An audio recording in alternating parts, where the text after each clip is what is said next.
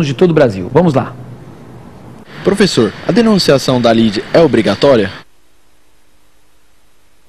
Muito bem, meus amigos. Como eu tinha asseverado na exposição, se a denunciação era obrigatória ou não. Na verdade, agora eu vou fazer uma explicação um pouco mais aprofundada sobre aquilo que nós comentamos na exposição. A denunciação da lide, nós temos hoje no Brasil duas correntes e tem uma terceira corrente, que é a corrente da lei. Se você ler o artigo 70, ele vai falar que a denunciação da lide é obrigatória. E aí tem lá os 3 incisos que falam das modalidades de intervenção por denunciação. Se você ler a lei seca, você vai chegar, extrair a conclusão de que a denunciação da lide é obrigatória. Contudo, esse não é o posicionamento filiado pela doutrina e pela jurisprudência. Nós vamos ter duas correntes hoje. Nós temos a corrente que vocês têm que usar em exame de ordem, em concurso, que diz que a evicção é obrigatória, porque o Código Civil, no artigo 456, determina que as regras respeitantes ao processo da evicção sigam o CPC. Na verdade, você cai num teorema de Tostines, né? Porque você olha para o CPC te remete ao Código Civil, o Código Civil te remete ao CPC, então fica um ciclo vicioso, fica algo sem resposta. Então, nesses casos específicos, justamente por falta de disposição legislativa, a denunciação da lide é obrigatória porque o Código Civil outorgou ao CPC. Tá? E aí nós temos uma série de reflexos pelo Código Civil de 39, que depois adaptou ao Código 73, situações que, a despeito de serem interessantíssimas, não vêm ao caso agora. Então, em qualquer tipo de prova, evicção é obrigatória, as demais não. Mas eu preciso fazer um desabafo a vocês. Eu não consigo visualizar a obrigatoriedade da denunciação. E eu tenho, na verdade, 2 bons argumentos para isso. O primeiro, porque a denunciação da lide é manifestação do direito de ação. Ou seja, se eu tenho a possibilidade de ingressar com uma ação, denunciar a lide, trazer uma demanda regressiva para uma demanda originária, não se pode falar em obrigatoriedade. Ninguém pode ser imposto a entrar com uma ação. Ninguém pode ser obrigado a ingressar com uma ação. Direito de ação, não a ação exercida. O direito de ação é uma garantia constitucional. O grande problema que nós temos é que essa doutrina e essa jurisprudência que fala que a denunciação da lide é obrigatória nos casos de evicção, não consegue explicar como é que nós resolvemos essa situação quando o sujeito ingressar com uma ação, e ele pode fazer isso, pelo rito sumário ou pelo juizado especial. Porque tanto no rito sumário como no juizado especial, eu posso ingressar com uma ação de evicção. Só que nesses 2 procedimentos não cabe denunciação da lide por evicção. Ou seja, você entra numa situação sem resposta.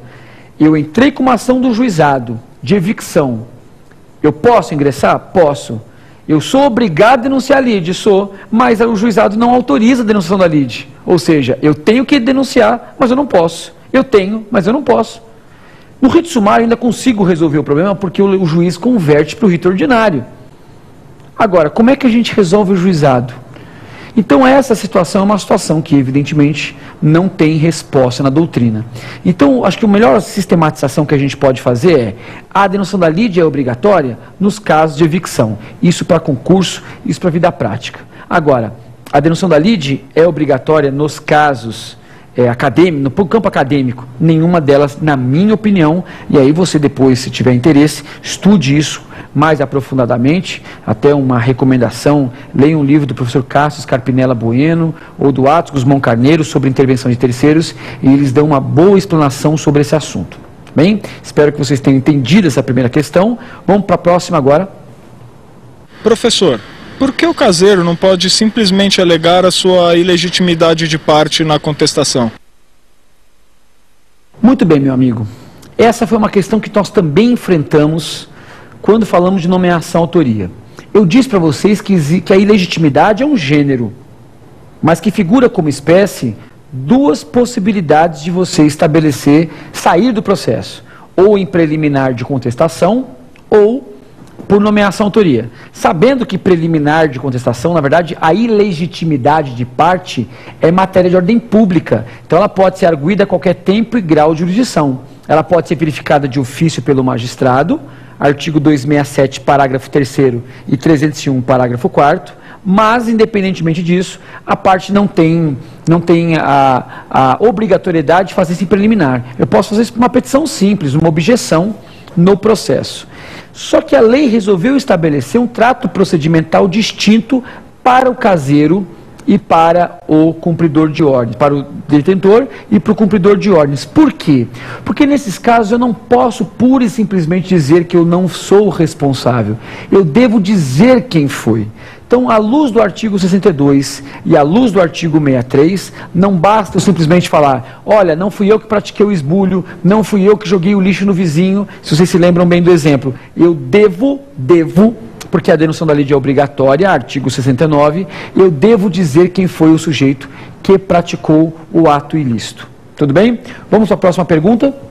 Professor, o chamamento ao processo se aplica em qualquer fase do mesmo?